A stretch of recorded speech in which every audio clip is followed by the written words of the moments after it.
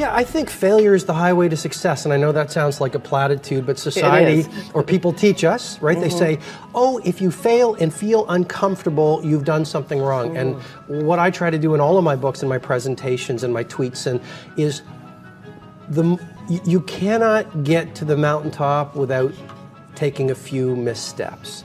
And so a business that wants to win, you have to outfail your competition. And as human beings, failure is not a bad thing.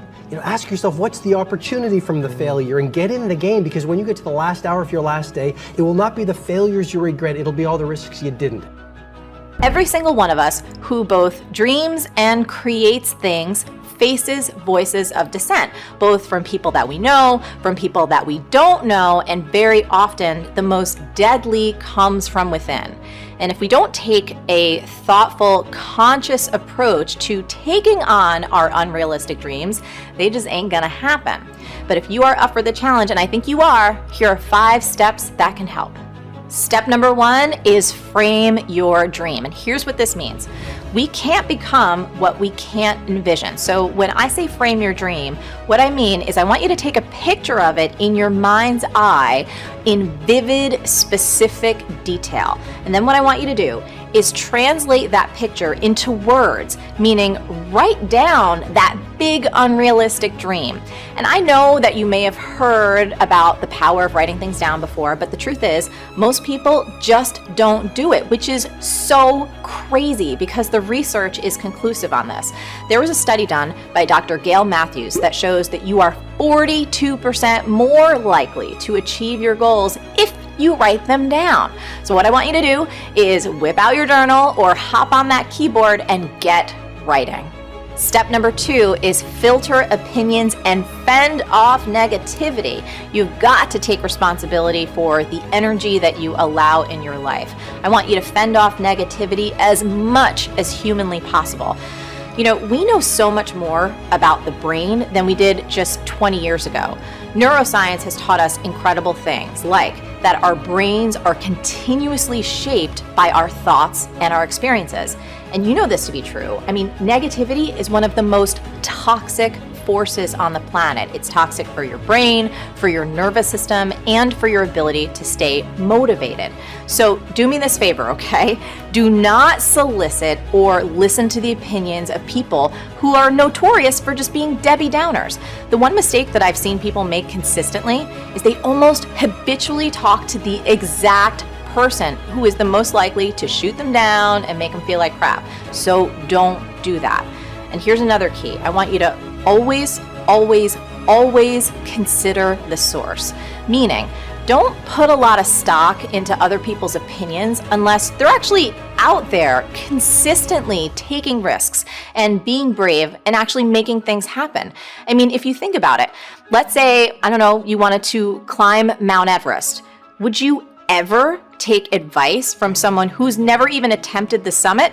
No, of course not. That would be crazy. So don't take advice from anyone unless you really think it through. And I want you to ask, has this person achieved an unrealistic or impossible dream? Are they taking meaningful risks on a consistent basis? Do you admire who they are, how they live, and what they contribute? If not, do not use them as a sounding board for your idea.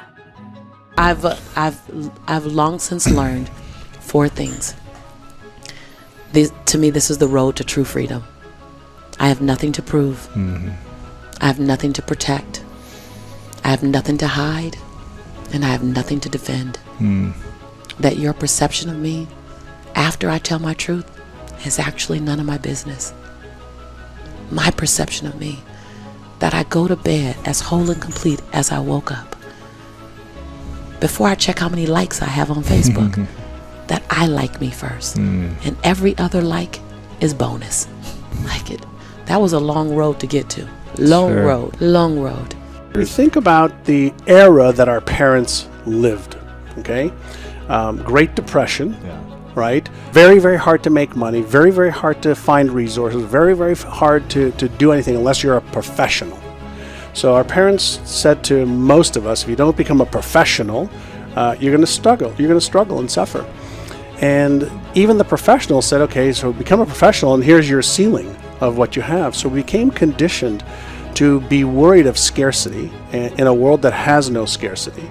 We became conditioned to having certain beliefs about what's possible or not possible. So even now, as we we're sitting here and we've got this, amazing election time. One of the things I've been thinking about is, there are some people that believe that if Donald Trump wins, they're going to make a fortune, and there's other people that think they're going to lose everything.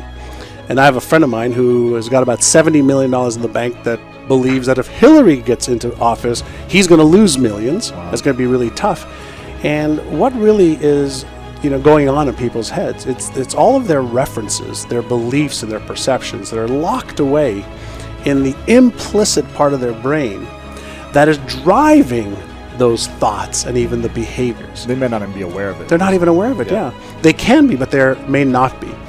And so what we really have to go back to focus on is it really makes no difference who becomes president or who doesn't. If you have the belief that regardless of what happens in your external world, you can navigate towards the success that you want. That's a belief. And beliefs are the lens by which we actually see the world and by which we behave. And so if you want to change your results, don't focus on changing your behaviors, change your focus on the beliefs that drive your behaviors. You don't achieve worthwhile goals quickly or easily. They take time.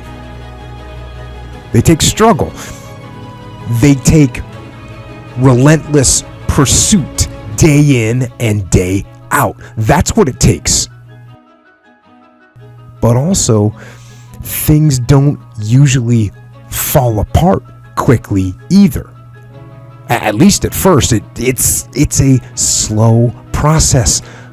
A little slip here, a little setback over there, a little wearing down of discipline and will over time.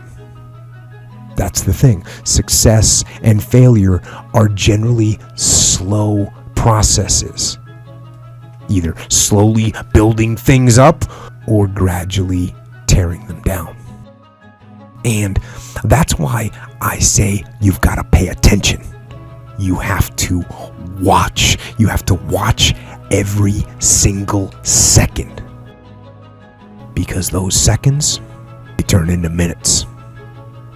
And minutes turn into hours, and hours turn into days, and days turn into years.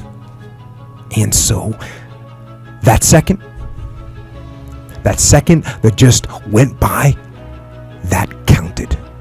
And so did that second. And so did that one. And in those precious seconds, you were either building or you were decaying. You were either gaining ground or you were losing ground in that second and in every second.